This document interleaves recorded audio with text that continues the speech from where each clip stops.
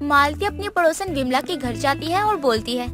अरे विमला, तेरे पास कोई बाम है क्या? जरा दे दे मुझे, मेरे कमर में बहुत दर्द हो रहा है। क्यों, तेरी कमर को क्या हो गया? अभी से तुझे लाठी का सहारा चाहिए क्या? अरे ऐसा कुछ भी नहीं है, वो तो मैं इसलिए बाम मांग रही थी क्योंकि मेरे पलंग की हालत तो तू जानती ही है, कमर अकड़ जाती है और कल रात में उसी पे सोई थी, तब से मेरे कमर में दर्द है। हाँ, तो अपनी कंजूसी की आदत को भी सुधार लेना तू। अरे हद होती है, इतनी कंजूसी कौन करता है? भगवान की दया से तेरे पास किसी चीज की कोई कमी नहीं है। तेरा बेटा भी अच्छा खासा कमाता है और तू ही बस कंजूसी में ही जी रही है। अरे ऐसे भी कौन सी गरीबी आ गई तुझे? मैं इतनी अमीर हूँ कि मुझे किसी चीज की कोई कमी नहीं है। मेरा बेटा अच्छा खासा कमाता है तो मैं क्यों कुछ लूँ? कल मेरी बहू आएगी तो वो नया पलंग ले आएगी अपने साथ। हाँ, लेकिन वो नया पलंग तो अपने कमरे में ही रखवाएगी ना तेरी नई बहू। अब तो तुझे अपने कमरे के लिए नया पलंग लेना ही पड़ेगा, तो अभी ही ले ले। ऐसा कुछ नहीं होगा, नया पलंग तो मेरी बहू जरूर लाएगी, वो अपने कमरे में रखवा लूंगी और जो मेरे कमरे में टूटा हुआ पलंग है वो मैं अपनी बहू के कमरे में रखवा दूंगी। बहू तो जवान होगी ना, उसे कोई दिक्कत थोड़ी ना होगी। सच में मालती, तू तो बहुत हद कर देती है। जब तेरी बहू आएगी तब पता चल ही जाएगा कि कौन सी चीज कहाँ रहने वाली है। वैसे तेरे बेटे की कहीं बात बनी शादी के लिए? हाँ, एक लड़की तो देखी है मैंने, काफी अच्छी है, घर परिवार भी बहुत अच्छा है और वहाँ से भी रिश्ता आगे बढ़ाने की बात हो रही है। भगवान की मर्जी रही तो कुछ दिन में ही मेरे घर में बहू आ जाएगी। चल, बहुत खुशी की बात है ये तो। तू यही रुक, मैं तेरे लिए बाम लेकर आती हूँ। मालती की कंजूसी की आदत पूरे मोहल्ले में चर्चित थी, लेकिन फिर भी मालती को किसी की बातों से कोई फर्क नहीं पड़ता था। वो जैसे रहना चाहती थी वैसे ही रहती थी।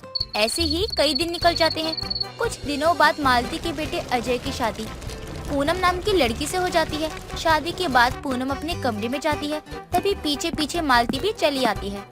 बहू, वो जो तू अपने मायके से नया पलंग लाई थी वो मैंने अपने कमरे में रखवा लिया है और मेरा पलंग जो पुराना था वो मैंने तेरे कमरे में रखवा दिया। वो क्या है ना कि मेरे कमर में दर्द रहता है, लेकिन तू तो अभी जवान है तो तुझे तो कोई दिक्कत नहीं होगी। माँ जी, मुझे कोई दिक्कत नहीं है, आप आराम से सो सकती हो। वैसे भी अब तो मैं इसी घर की बहू हूँ ना, तो मेरी सारी चीजें तो आपकी ही है ना, उन पर आपका तो हक बनता ही है। बहू गुनी और संस्कारी है मेरी, तू हमेशा खुश रहे। तुझे कभी किसी चीज की जरूरत हो तो मुझे बता दियो। तुझे तो पता है ना कि अजय को काम की वजह से बाहर जाना पड़ता है। जी माँ जी, मुझे पता है, अजय ने मुझे बताया था। अब मैं भी क्या ही बोलती, काम भी तो जरूरी होता है ना, इसलिए मुझे उन्हें रोकना अच्छा नहीं लगा, तो मैंने उन्हें जाने को कह दिया। तू तो बहुत समझदार है बहू। चल, अब मैं थक गई हूँ, थोड़ा आराम कर लेती हूँ। मैं भी जा रही हूँ अपने कमरे में सोने के लिए। तुझे कोई जरूरत हो तो तू आवाज दे दियो। इतना कहकर मालती अपने कमरे में चली जाती है। पूनम कपड़े बदलने के बाद जैसे ही पलंग पर बैठती है कि पलंग टूट जाता है और पलंग के टूटने की बहुत जोर से आवाज आती है। आवाज सुनकर वहाँ मालती तुरंत भागी भागी जाती है और टूटा हुआ पलंग देखकर बोलती है, हाय बहू, ये क्या हो गया? तूने आते ही मेरा इतना पुराना पलंग तोड़ दिया। माँ जी, मैं सच कहती हूँ, मैंने कुछ नहीं किया है, ये पलंग खुद टूटा है। मैं तो अभी कपड़े बदल कर आई थी और मैं जैसे ही बैठी वैसे ही पलंग टूट गया। सच में माँ जी, मेरी कोई गलती नहीं है। कोई बात नहीं बहू, अब जो हो गया सो हो गया। एक काम कर, पलंग से गद्दा निकाल कर जमीन पर बिछा ले और वहीं सो जा। और कोई दूसरा रास्ता तो है नहीं और मुझे बहुत नींद आ रही है, मैं तो चली सोने। पूनम अपनी सास की बात मान लेती है और चुपचाप से जमीन पर सो जाती है। अगले दिन पूनम सुबह सुबह उठकर घर का पूरा काम करने लगती है। तभी पूनम अपने घर के बाहर झाड़ू लगा रही थी कि वहाँ बिमला आती है और बोलती है, अरे मालती की बहू पूनम, तू इतनी सुबह सुबह उठ भी गई? जी आंटी जी, वो मेरी सुबह जल्दी उठने की आदत है ना, तो मैं जल्दी उठी हूँ। वैसे बहू, एक बात तो बता, कल रात में कुछ बहुत जोर से गिरने की आवाज आई, कुछ हुआ था क्या घर पर? हाँ आंटी जी, वो माँ जी अपना पुराना पलंग मेरे कमरे में रखवाया है। मैं जैसे ही बैठी वो पलंग टूट गया, तो उसमें मेरी क्या गलती है? ये मालती नहीं सुधर सकती है अपनी हरकतों से। उसने मुझे कहा था कि वो अपनी बहू का नया पलंग अपने कमरे में ही रखेगी और देखो वही हुआ। क्या मतलब आंटी जी? मैं आपकी बात समझी नहीं, आप कहना क्या चाहती हो? बहू, तू बहुत भोली है। तेरी सास कंजूस और चालाक दोनों ही है। उसने यहाँ भी अपनी चालाकी चल ही डाली। बहू, मैं तो कहती हूँ कि वो नया पलंग तेरा है और तुझे अपना हक जमाना चाहिए। विमला की बातें सुनकर पूनम को काफी बुरा लगता है और रात में जब मालती सो रही थी तो पूनम भी अपनी सास के साथ उस पलंग पर सोने लगती है। ये देखकर मालती बोलती है, बहू ये क्या है, तुम मेरे कमरे में क्यों सो रही है? माँ जी, पलंग है तो मेरा ही, मैं आपको अपने पलंग पे सोने के लिए क्यों मना करूँगी? लेकिन मैं भी तो यहीं सोऊंगी ना। वो क्या है ना, मुझे जमीन पे सोने की आदत नहीं है, तो आप समझ सकती हो। पूनम अब अपनी सास के साथ उसी पलंग पर सोती है। दोनों सास बहू के बीच में आधी रात में महाभारत भी हो जाती थी, लेकिन दोनों में से कोई भी पलंग छोड़ने को तैयार ही नहीं था। एक बार मालती सोते हुए पूनम को पलंग से नीचे गिरा देती है। माँ जी, क्या दिक्कत है? आपसे ठीक से सोया नहीं जाता क्या? आपके साथ तो मैं भी एडजस्ट नहीं कर सकती, आप थोड़ा एडजस्ट कर लीजिए ना। मुझे जमीन पर गिरा दोगी क्या? बहू मैं भी तो एडजस्ट ही कर रही हूँ ना। और रही बात गिराने की, तो मैंने कोई जानबूझकर थोड़ी ना तुझे गिराया है, गलती से गिर गई तू। मुझे भी तो घुटने में लग गई ना चोट। तू एक काम कर कि तू आज यहाँ मत सो, मुझे थोड़ा अकेले सोने देना, तभी मुझे नींद आएगी। माँ जी, फिर तो मैं आपको बिल्कुल भी अकेला नहीं छोड़ सकती। अगर आपको नींद नहीं आ रही है तो एक काम करिए, छत पे खुले आसमान के नीचे सो जाइए, वहाँ बहुत अच्छी नींद आएगी आपको। नहीं नहीं बहू, मैं यहाँ पर बिल्कुल ठीक हूँ, तू चुपचाप जाके सो जा अब। दोनों एक से बढ़कर एक थे, कोई पलंग छोड़ने को तैयार ही नहीं था। कुछ दिनों बाद पूनम सो रही थी कि तभी वो नींद में अपनी सास को जोर से लात मारती है और बोलती है, तांगावली, कितना बड़ा दे। पूनम की लात मारने की वजह से मालती की कमर में बहुत ज्यादा मोच आ जाती है और वो जोर जोर से दर्द से चिल्लाने लगती है। हाय राम, मेरी कमर, मैं अब नहीं बचने वाली हूँ। क्या करूँ मैं अपनी बहू का? अरे मेरी कमर। मालती की आवाज सुनकर पूनम की नींद टूट जाती है और वो जमीन पर अपनी सास को देखकर हैरान हो जाती है। माँ जी, आप जमीन पे कैसे गिर गई? आप तो मेरे साथ सो रही थी ना। बहू तूने ही लात मारकर मुझे जमीन पर पटका। अब मुझे जल्दी से हॉस्पिटल लेकर चल, मेरी कमर तो गई, अब मैं नहीं बचने वाली। पूनम तुरंत अपनी सास को हॉस्पिटल लेकर जाती है। अजय भी अपना पूरा काम छोड़कर आ जाता है। विमला भी मालती का हालचाल लेने के लिए आती है। अरे पूनम, अब कैसी है मालती? हाँ पूनम, माँ को क्या हो गया? माँ ठीक तो है ना? घबराने वाली कोई बात तो नहीं है? अरे अब मैं ठीक हूँ। आज तो मुझे लगा कि मेरी कमर मुझे जवाब दे देगी। लेकिन ये सब हुआ तो हुआ कैसे? माँ को अस्पताल लाने की कैसे जरूरत पड़ गई? बहू और मैं एक ही पलंग पर सो रहे थे, बहू ने नींद में मुझे बहुत जोर से लात मार दी। क्या हुआ मालती? कमर पर लात पड़ी तो अकल ठिकाने आ गई। अब और लाते खाने का इरादा है क्या? अजय बेटा, अब तू या तो एक पलंग और ले ले या तो मुझे ये हॉस्पिटल के पलंग पर ही छोड़ दे। अब सास बहू का एक पलंग तो नहीं हो सकता। अजय तुरंत ही एक और बेड मंगवा लेता है, जिसके बाद सास बहू के अलग अलग पलंग हो जाते हैं। सुधा अपनी सास कुंती और 7 ननदों उमा, रीमा, अनीता, जिया, बीना, लीला और सुनीता के साथ रहती थी। सभी के बीच बहुत प्यार था, लेकिन कहते हैं ना, जहाँ 4 बर्तन होंगे वहाँ आवाज तो आएगी।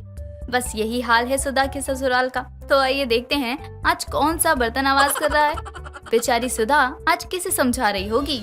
बस करो सुनीता, और कितना बोलोगी? बड़ी बहन है तुम्हारी, ऐसे कौन अपनी बड़ी बहन से बात करता है? जरा भी तमीज नहीं है क्या? नहीं भाभी, आप बीच में मत बोलिए, वरना ये बड़ी होने का पूरा फायदा उठा लेंगी और मुझे गलत ठहरा कर खुद पतली गली से निकल जाएंगी। ऐसा क्या कर दिया बनीता ने?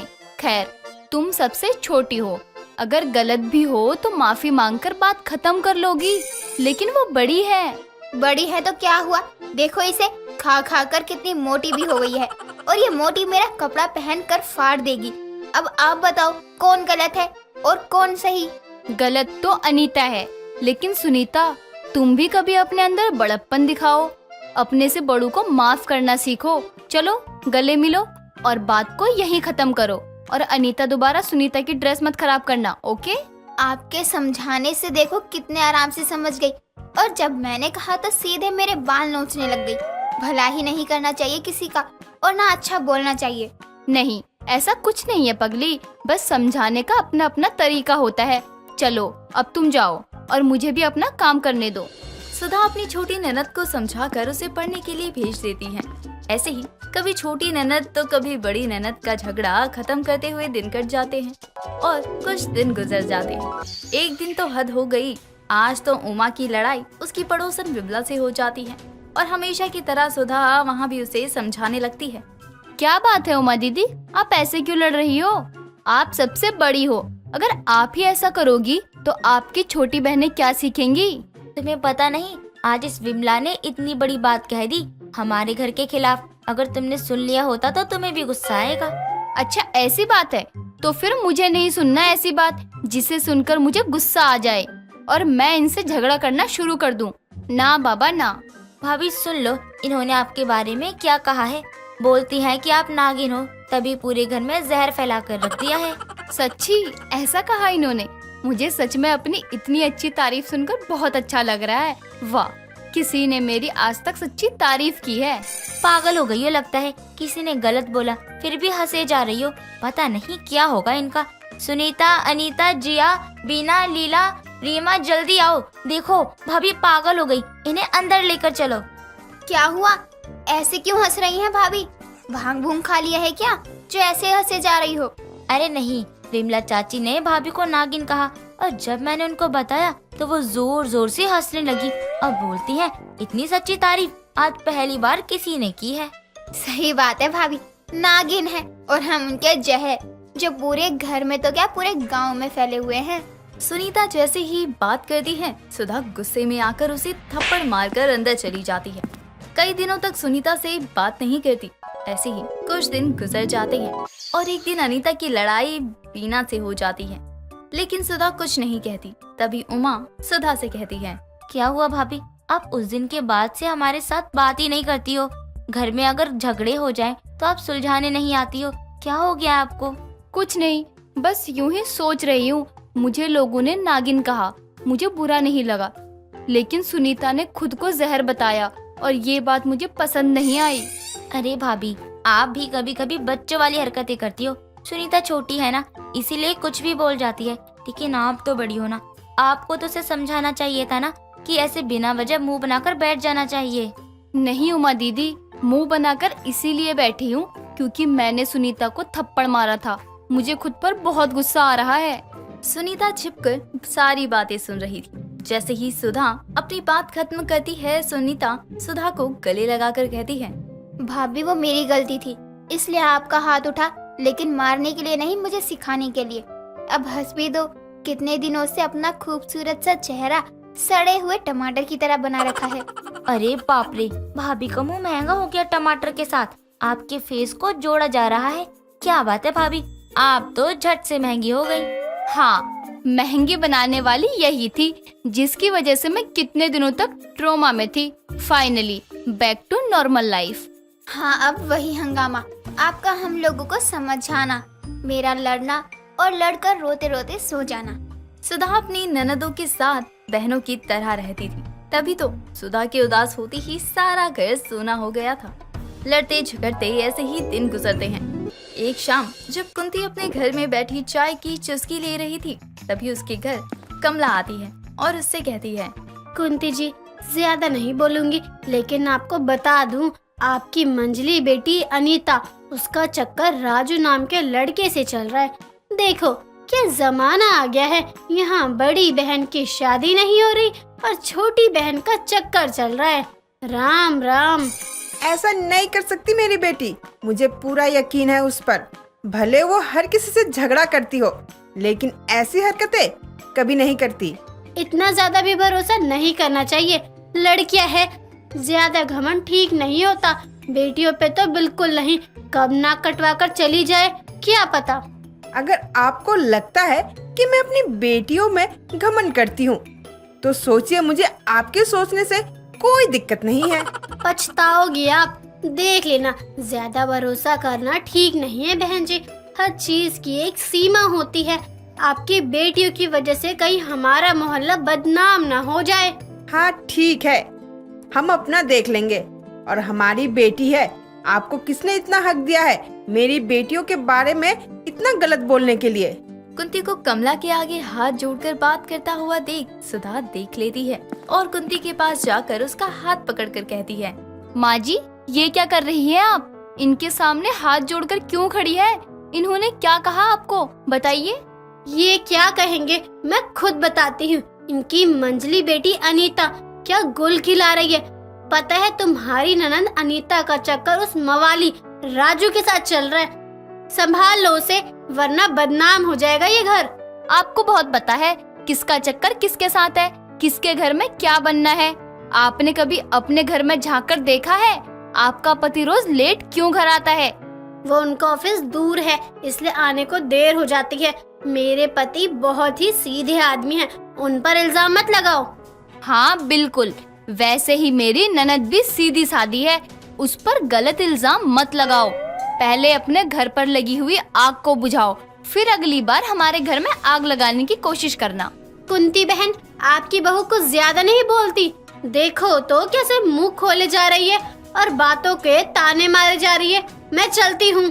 कमला वहाँ से अपना मुंह बनाती हुई चली जाती है, लेकिन सुधा अब कुछ ज्यादा ही परेशान थी और अपनी ननदों के बारे में सोचती है। उनके लिए नाश्ता लेकर जाती है और अपनी बड़ी ननद से बात करती है। उमा दीदी, मैं सोच रही हूँ अनीता दीदी के भी हाथ अब पीले करवा ही दूं। आप क्या बोलते हो? अरे वाह, बहुत अच्छा सोचा है तुमने भी। मैं भी चाहती हूँ कि उसकी और बाकी की बहनों की शादी हो जाए। अगर उनकी शादी के लिए मुझे अपनी फंड तोड़नी पड़े तो भी चलेगा। उमा दीदी, मैं अनीता के साथ साथ आपकी भी शादी करवाना चाहती हूँ। प्लीज मना मत कीजिए, क्योंकि बहुत उठा ली आपने जिम्मेदारी। अब हमारी बारी है, देखो मना मत करना। माँ जी ने भी हाँ कर दिया है। सुधा कैसे भी करके अपनी बड़ी ननद उमा को शादी के लिए मना लेती है और कुछ समय बाद उमा और अनीता की शादी एक अच्छे और भले घर में हो जाती है। सभी खुश थे और कुछ लोगों के मुंह बंद हो गए जो सुधा की ननदों के खिलाफ गलत बोल रहे थे। शांति अपनी 5 बहुओं के साथ रामपुर गांव में रहा करती थी।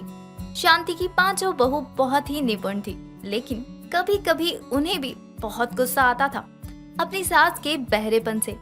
ऐसे ही एक दिन शांति अपनी पड़ोसन रमाला के घर जाती है और उससे कहती है, रमाला, अरे ओ रमाला, कहाँ मर गई है करमजली? सुनाई मुझे नहीं देता या इसे? बेचारी मेरी तरह बहरी हो गई है शायद।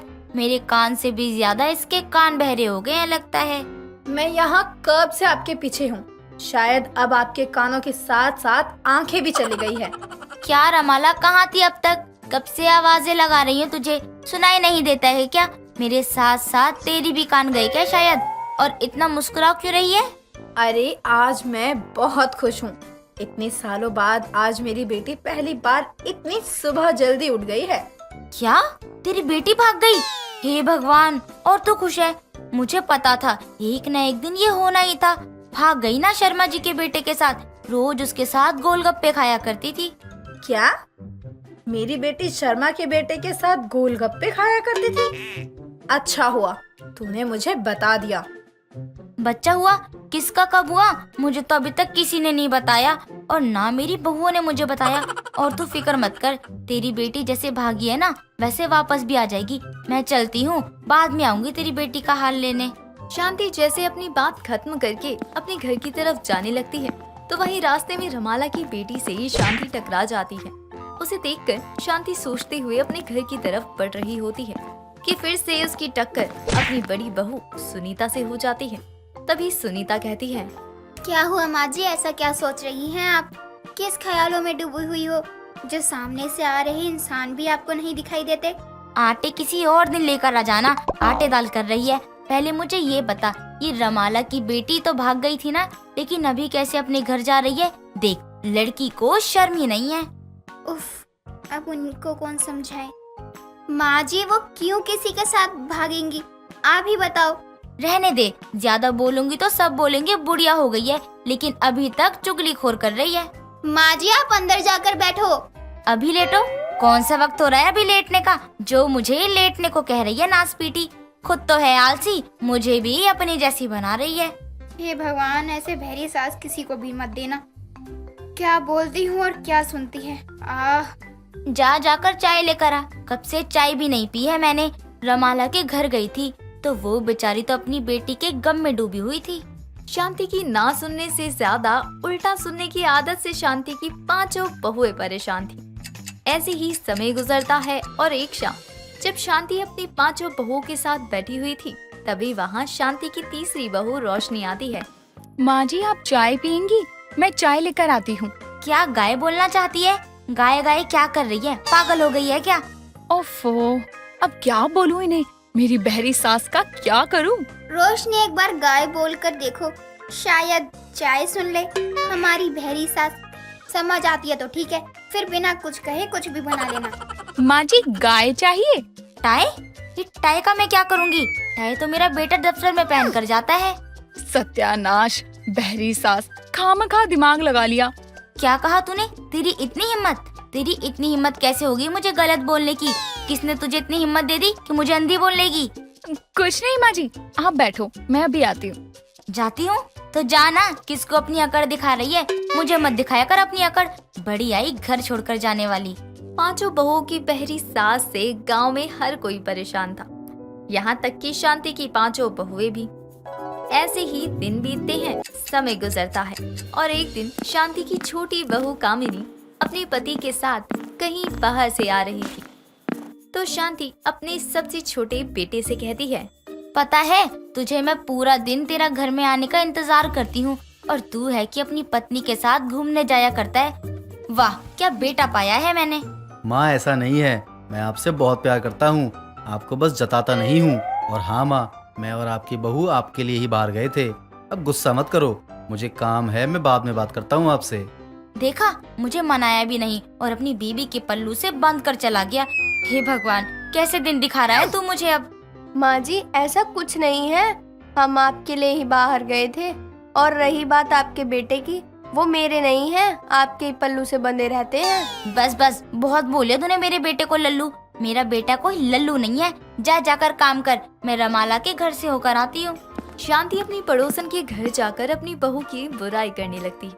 फिर कुछ देर बाद अपना मन हल्का करके घर आ जाती। ऐसे ही कुछ दिन बीत जाते हैं और एक रोज कामिनी और उसका पति अमित अपनी माँ के लिए कान की मशीन लेकर आते हैं और उनके कान में लगाकर अमित कहता है, माँ अब आपको मेरी सारी बातें साफ साफ सुनाई दे रही हैं या नहीं? क्या बोलना क्या चाहता है तू? साफ साफ बोलना। माँ अब ये कान में मशीन लगाने के बाद आपको मेरी बातें सुनाई दे रही हैं या नहीं? बस इतना बता दीजिए। चिल्ला क्यों रहा है? बाप रे, ऐसा लग रहा है जैसे अब तू मेरे कान के पर्दे खराब कर देगा। आराम से बोला करना। माँ आपको सुनाई देने लगा सब कुछ? क्या बात है, अब आपको आपके पीठ पीछे से कोई बुराई नहीं कर पाएगा। हाँ बेटा, मुझे तो सब कुछ सुनाई दे रहा है। मुझे लगता था मेरा कान कभी ठीक नहीं हो पाएगा, लेकिन देख तेरी कोशिश ने ये चमत्कार कर दिया।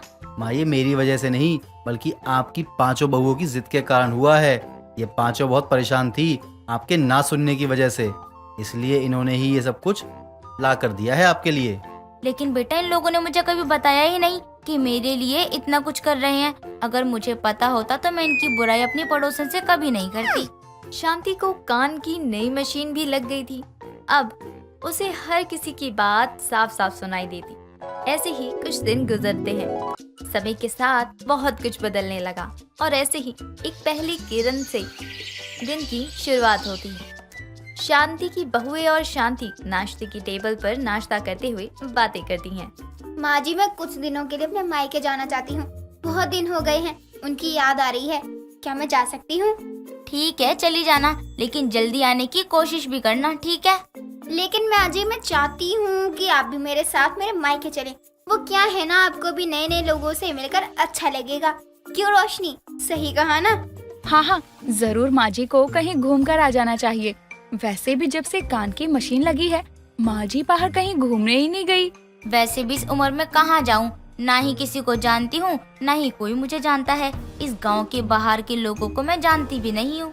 सुनीता जैसे तैसे अपनी सास को मनाती है और अपने मायके ले जाती है। शांति भी उसके साथ कई दिनों तक वहीं रहती है। कुछ समय बीतने के बाद दोनों घर वापस आने के लिए निकल पड़ते हैं।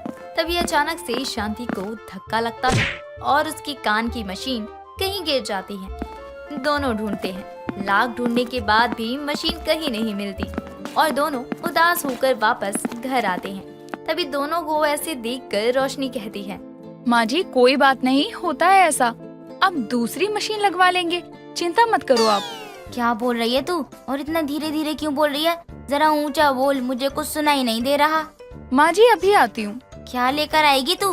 ऐसा कर, मेरी कान की मशीन ला दे, वही ठीक रहेगा। कुछ दिन पहले सब कुछ कितना सही चल रहा था। मेरी कान की मशीन थी, मुझे सबकी बातें सुनाई देती थी। हाय मेरी फूटी किस्मत। शांति की खुशी बस 2 पल की थी, फिर वही बहरे कान और उल्टी बातें। ये देखकर बहुओं ने फिर से अपनी सास के लिए एक नई कान की मशीन मंगवाई और अब शांति फिर से सब कुछ साफ साफ सुन पा रही थी। सीमा अपने पिता मोहित के साथ रहा करती थी। सीमा की माँ तभी चल बसी थी जब सीमा छोटी थी। मोहित ने अकेले ही सीमा की परवरिश की थी, पर अब सीमा शादी के लायक हो चुकी थी। साथ ही मोहित की उम्र भी हो चली थी। ऐसे ही एक दिन मोहित अपने काम से जल्दी घर आ जाता है और अपनी बेड पर लेट जाता है। अपने पिता को अचानक इतना सुस्त और थका देखकर सीमा मोहित के पास आती है। पिताजी क्या हुआ आपको, अब ठीक तो है ना? हाँ मेरी बच्ची, मैं बिल्कुल ठीक हूँ, बस थोड़ी सी थकान है और कुछ नहीं। पिताजी आपको तो तेज बुखार है, अब मेरे साथ दवाई लेने के लिए चलो। नहीं मेरी बच्ची, मैं ठीक हूँ और मैंने तुझे अभी बताया ना कि मैं थोड़ा सा थका हूँ। एक बार थकान दूर हो जाएगी तो सब कुछ ठीक हो जाएगा। मोहित को तेज बुखार था, पर फिर भी वो दवाई लेने नहीं जा रहा था और उसकी जिद के आगे सीमा की भी नहीं चलती। समय गुजरता है और एक दिन मोहित अपनी बेटी सीमा के पास आता है। सीमा बेटा, अब तू बड़ी हो गई है, मुझे काफी लोगों ने तेरी शादी के लिए टोक दिया है, इसलिए मैं सोच रहा हूँ कि तेरे हाथ पीले कर दूं। हाथ पीले के नाम से सीमा शर्मा जाती है और शर्माते हुए अपने पिता से कहती है, पिताजी अब आप मेरे लिए जो भी सोचेंगे वो गलत थोड़ी होगा, जैसा आपको ठीक लगे। सीमा के मुंह से ये बात सुनते ही मोहित उसके लिए अब लड़के तलाशना शुरू कर देता है और बहुत जल्द सीमा की शादी रोहित नाम के लड़के से हो जाती है। शादी के बाद सीमा अपने घर की जिम्मेदारियां बखूबी निभाती है। समय गुजरता है। ऐसे ही एक दिन सीमा सीढ़ियों से गिर जाती है और उसके पैरों में मोच आ जाती है। माँ मेरा पैर।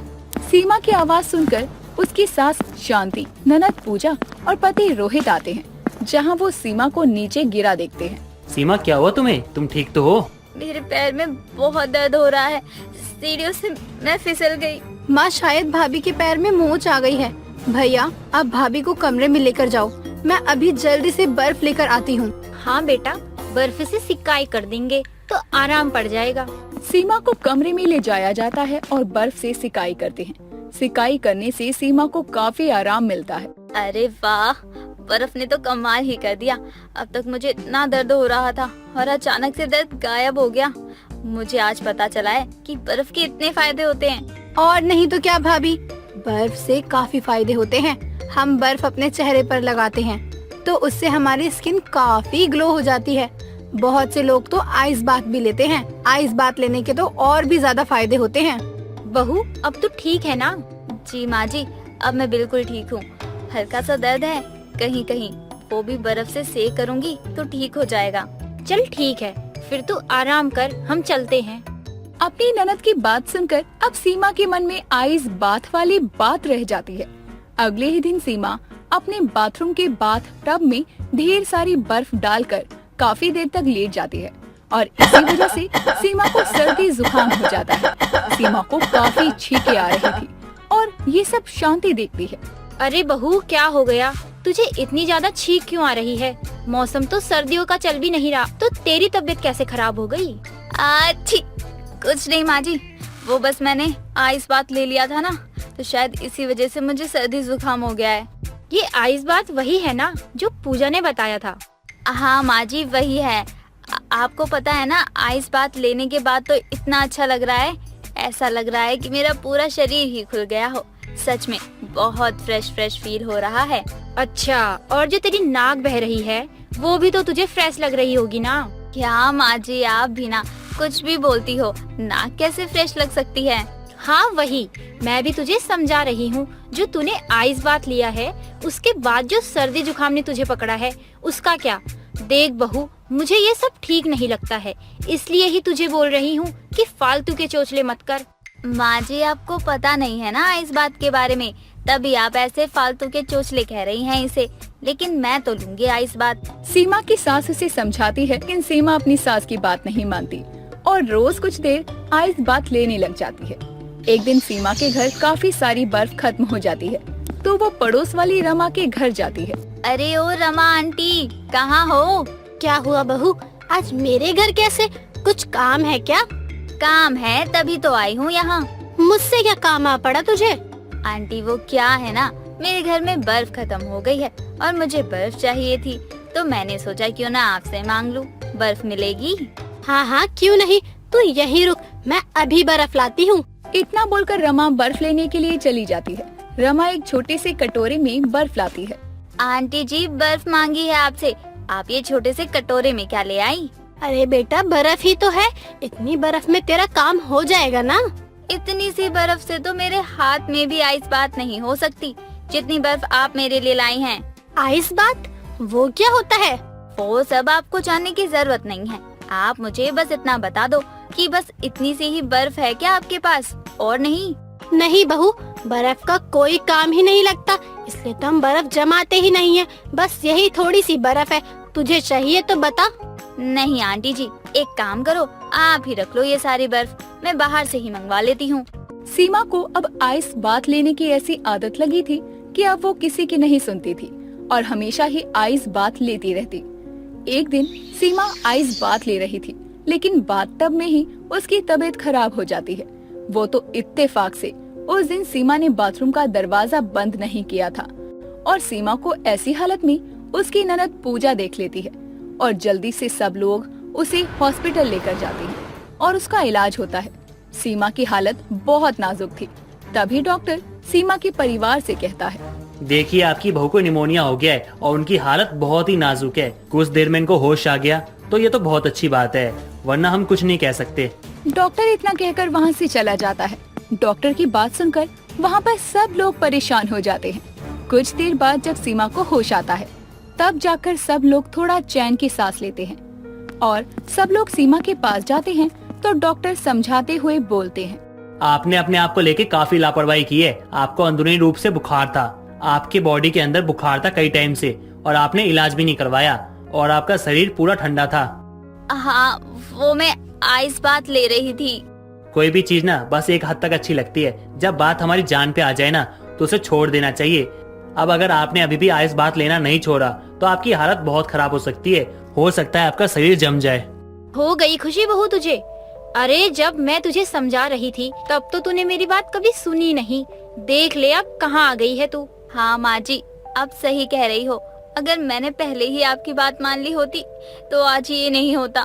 मेरी एक छोटी सी जिद की वजह से मेरी इतनी ज्यादा तबीयत खराब हो गई, अब जान पे बनाई है। सीमा तुम तो पढ़ी लिखी लड़की हो और तुमने ही अपनी सेहत के साथ इतनी बड़ी लापरवाही कैसी कर दी। अगर तुम आइस बात ले भी रही थी तो इतनी देर तक क्यों लिया तुमने? देखा अब क्या हो गया। मुझे माफ कर दो, मैं जानती हूँ ये गलती मेरी है, लेकिन अब आगे कभी ऐसा नहीं होगा। सीमा की तबीयत खराब होने के बाद सीमा को अपनी गलती का एहसास होता है और वो फिर कभी आइस बात नहीं लेती। गौतम नाम का लड़का अपनी माँ सरला के पैर दबा रहा था। तभी उसकी दो पड़ोसनें विमला और कांता आती हैं और दोनों गौतम को देखकर आपस में बात करती हैं। देखो तो कांता, सरला के बेटे को इतना बड़ा हो गया है फिर भी अपनी माँ के पल्लू से चिपका रहता है। हाँ, हमारे बेटे इस उम्र में नौकरी की तलाश में घूम रहे हैं और ये अपनी माँ के पाँव दबा रहा है। हाँ, ना जाने कब सरला का शहजादा बड़ा होगा।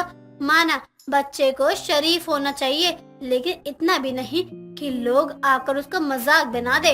विमला और कांता की बात सुनकर गौतम को बहुत बुरा लगता है और वो सरला से कहता है, देख लो माँ, आपके कारण ना सब मेरा मजाक बना रहे हैं। बेटा, लोगों का काम ही बोलना होता है, अगर वो कुछ बोलेंगे नहीं तो उनका खाना कैसे पचेगा। उनके बच्चे इस उम्र में लड़कियां छेड़ते हैं, तंबाकू बीड़ी ना जाने कैसे कैसे नशे करते हैं। किसका बेटा नशा करता है? हमारे बेटे तो कभी नहीं नशा करते, हमने तो कभी देखा ही नहीं। बच्चे कभी अपने माँ बाप के आगे कोई नशा नहीं करते हैं, वो तुझे कभी नहीं बताएंगे कि वो नशा करते हैं या लड़की को गंदी नजर से देखते हैं। हाँ, हमारे बेटे तो बिगड़े हैं और तेरा शहजादा तो बहुत शरीफ है, एक बार अपने बेटे को घर से बाहर भेज दे। हाँ कांता बिल्कुल सही कह रही है। चल कांता हम चलते हैं, वरना अभी हम कुछ बोलेंगे ना तो हमें ही सुना देगी। विमला और कांता इतना बोलकर वहाँ से निकल जाती हैं। कांता और विमला की बातें गौतम के दिल पर लगती हैं और वो अपने कमरे में जाकर खुद से कहता है, शायद कांता और विमला आंटी मेरे बारे में ठीक कह रही है। मैं माँ से ना कुछ ज्यादा ही चिपका रहता हूँ। माँ हर वक्त मुझे अपने पल्लू से बांधे रखती है। मेरे जैसे और भी लड़के हैं जो अपनी लाइफ को ना फुल एंजॉय करते हैं, और मैं घर में माँ के पाँव दबा रहा हूँ। गौतम खुद से बात करते करते सो जाता है। ऐसे ही वक्त गुजरता है और गुजरते वक्त के साथ गांव के सभी लोग गौतम को माँ का शहजादा कहकर चिढ़ाने लगते हैं। ऐसे ही एक दिन गौतम अपनी माँ सरला के साथ बाजार जाता है। तभी विमला ताने मारते हुए उसे कहती है, लो आ गया माँ का शहजादा, माँ के साथ बाजार सब्जी लेने जा रहा है। गौतम बेटा माँ का पल्लू पकड़ ले, कहीं खो मत जाइए, क्योंकि तू हमारे गांव का एक ही ऐसा बच्चा है जो अपनी माँ के साथ एक छोटे बच्चे की तरह रहता है। विमला इतना बोलकर हंसने लगती है। विमला की बात सुनकर गौतम को बहुत गुस्सा आता है और वो अपनी माँ को थैला देते हुए कहता है, माँ ये लो अपना थैला, और हाँ खुद जाके सब्जी ले लो। माँ मुझे नहीं सुननी अब इन लोगों की एक भी बातें। अरे यार मुझे बिल्कुल भी दिलचस्पी नहीं है इनकी बातों में। अरे जब देखो तब बोलते माँ का शहजादा ये, माँ का शहजादा वो। अरे क्या समस्या है इन लोगों को? इनको तो अब मैं बताऊंगा कि असली माँ का बिगड़ा हुआ शहजादा क्या होता है। मेरे लाल इन लोगों की बातें मत सुन, ये तुझे बस भड़का रहे हैं। इनके खुद के बच्चे इनकी बात नहीं सुनते हैं ना, इसीलिए ये तुझे भी भड़का रहे हैं। मैं जो भी करती हूँ तेरे भले के लिए ही बोल रही हूँ। माँ अब मैं आपकी एक भी बात नहीं सुनने वाला, मैं जा रहा हूँ यहाँ से। गौतम इतना बोलकर वहाँ से चला जाता है। ऐसे ही कुछ दिन बाद गौतम अपनी नागपुर से आई गर्लफ्रेंड प्रिया से मिलने जाता है। वो पैंट टी शर्ट पहनता है और एक पार्क में उसका इंतजार करता है। कुछ देर बाद वहाँ प्रिया आती है। गौतम कैसे हो तुम? मैं बिल्कुल ठीक हूँ, तुम बताओ। और कोई तकलीफ तो नहीं हुई ना आने में? नहीं कोई तकलीफ तो नहीं हुई, लेकिन मैं बहुत थक गई हूँ। अच्छा रुको, मैं तुम्हारे लिए पानी लेके आता हूँ। कैसी बात कर रहे हो गौतम? मेरे लिए पानी नहीं बल्कि एक सिगरेट लेकर आना, उससे मेरी थकावट दूर हो जाएगी। क्या तुम सिगरेट पीती हो? तुमने मुझे ये पहले क्यों नहीं बताया? इसमें इतना हैरान होने वाली क्या बात है? अब मैं तुम्हारी तरह शरीफ नहीं हूँ और ना ही माँ के पल्लू से बंद कर रहती हूँ। तुम होगे शरीफ शहजादे, लेकिन मैं नहीं हूँ। प्रिया इतना बोलकर पास की पनवारी की दुकान पर जाती है और स्मोकिंग करने लगती है। प्रिया की बात सुनकर गौतम को बहुत गुस्सा आता है और वो अपने आप को बदलने की ठान लेता है। अगले दिन गौतम एक सफेद कुर्ता और गले में गमछा लिए गांव से निकलता है और एक पनवारी की दुकान पर जाता है। अरे ओ चाचा, जरा हमको एक पुरिया बिमल का देना, जरा आज हम भी चख के देखे कैसी लगती है। अरे बिटवा, लागत है तुम सुबह सुबह भांग खा लिए हो, तभी इतनी बहकी बहकी बातें किए जा रहे हो। अरे ओ बुड्ढे, जितना बोला है उतना कर। मैं बहुत शरीफ समझते हो क्या हमको? हम कल वाले गौतम नहीं है, समझे का? हमको अपनी आंखों पे तनिक भी यकीन नहीं हो रहा। कल तक जो लड़का अपनी माँ का पल्लू नहीं छोड़ता था, अचानक कैसे बदल गया? अरे पेटूराम, अगर आज के बाद ना मुझे मेरी माँ के पल्लू से बंध के चलने वाला बोल दिया ना तो अच्छा नहीं होगा तुम्हारे साथ। पाँव को बांध कर उल्टा लटका देंगे पैर से, समझे? नहीं समझे तो बांध के दिखाए क्या? हमको माफ करना गौतम भैया, हम आगे से ऐसा कुछ नहीं कहेंगे। ये लीजिए आपका विमल। हाँ ये हुई ना बात, औकात में रहना। गौतम पनवारी से विमल लेता है और खाकर वहाँ से निकल जाता है। कुछ दूर चलने पर वो विमला के घर के पास पहुँचता है और खुद से कहता है, ये तो उस नक्सली बिमला का घर है। उसने उस दिन बहुत मजाक बनाया था ना मेरा। आज इसको सबक सिखाता हूँ, इसके सभी पौधों को ना लाल कर देता हूँ। गौतम इतना बोलकर विमला के पौधों पर थूक कर वहाँ से चला जाता है। ऐसे ही दिन गुजरते हैं और गौतम आए दिन कभी पान तो कभी विमल खाकर लोगों के पौधों में थूक कर उसे गंदा करता। ऐसे ही एक दिन गौतम मुंह में पान खाकर गांव में घूमने जा रहा था। तभी उसे कांता का घर दिखाई देता है और वहीं वो उसकी दीवार पर थूक कर जाने लगता है। ये सब कांता देख लेती है। अरे ओ नास पिटे, तुझे शर्म नहीं आती क्या जो दूसरों की दीवार में थूक रहा है? तेरे घर वाले ने यही सिखाया है क्या? कांता की आवाज सुनकर विमला भी अपने घर से बाहर आती है। क्या हुआ कांता, तू इतना क्यों चिल्ला रही है? क्या बताऊं विमला बहन, ये नासपीटा मेरी दीवार को रंग कर जा रहा है। पता नहीं इनके माँ बाप ने कुछ संस्कार दिए भी हैं या नहीं। ठीक ऐसे ही कोई मेरे गमलों में विमल पान थूक कर चला जाता है। पता नहीं कौन इतना बिगड़ा शहजादा है। अरे टीटी करने वाली औरतों, कोई काम धंधा है कि नहीं? जाके घर बार देखो, जब देखो तब मुंह उठाकर टीटी करती रहती हो। कौन है तू? अरे तुम दोनों इतनी देर भूल गए का? बादाम बादाम खाया करो। अरे हम वही है माँ का शहजादा जिसको तुम बोलते थे कि माँ के पल्लू से चिपका रहता है। तुम लोगों को ऐसा ही लड़के पसंद थे ना, अब बन गए ऐसे। अब कहाँ की दिक्कत हो रही है तुमको? देख तो विमला, इसने अपनी हालत कैसी कर ली। कल को माँ से दूर नहीं जाता था और आज? अरे कांता, ये तो वही बात हो गई। माँ का लाडला बिगड़ गया, हमारे गांव का सबसे बिगड़ा शहजादा बन गया ये तो। हाँ, गांव का शहजादा बिगड़ गया है। अब तुम दोनों अपने अपने घर जा रही हो या कनपट्टी पे दो झापड़ लगाए? पहले ही तुम दोनों ने हमारा दिमाग बहुत खराब किया है। वो खुन्नस अभी भी दिमाग में है, निकाल देंगे अभी। निकल लो यहाँ से। गौतम उन दोनों को डराकर वहाँ से चला जाता है। दिन बीतते हैं और गौतम आए दिन कभी किसी से लड़ाई करता तो किसी को कभी परेशान करता। ये सब चीजें गांव वालों को बिल्कुल भी पसंद नहीं थी और वो लोग गौतम के बारे में बुरी बुरी बातें करते हैं। ऐसे ही एक दिन सरला गौतम एक साथ लड़की देखने के लिए जा रहे होते हैं। तभी विमला उन्हें ताने देते हुए कहती है, आजकल के माँ अपने बच्चों को अच्छे संस्कार दे नहीं पाती है। कल को बीवी आएगी तो ना जाने उसके साथ कैसा बर्ताव करेगा। बहुत ही अभागी लड़की होगी जो इस शहजादे की बीवी बनेगी। विमला सरला को ताने देने लगती है। गौतम उसको जवाब देता उससे पहले ही सरला उसका हाथ पकड़कर इशारे में उसे चुप रहने को कहती है। तभी गौतम कहता है, क्या हुआ माँ? आपने देखा इस विमला आंटी ने कैसी कैसी बातें बोल रही है? आप रुकिए, मैं ऐसे बताता हूँ। एक कनपट्टी के नीचे दूंगा ना तो सारी अकल ना ठीक हो जाएगी इसकी, और उसके बाद ना कभी किसी को सुनाएगी नहीं। नहीं बेटा, मैं तुझे कह रही थी ना कि लोगों का काम तो बोलना है और वो बोलेंगे ही। कल तू शरीफ था तब भी बोलते थे और आज तू बिगड़ गया तो तुझे गांव का बिगड़ा शहजादा बना दिया। उनकी बात सुनने से अच्छा है खुद को देख और अपने आप में बदलाव ला।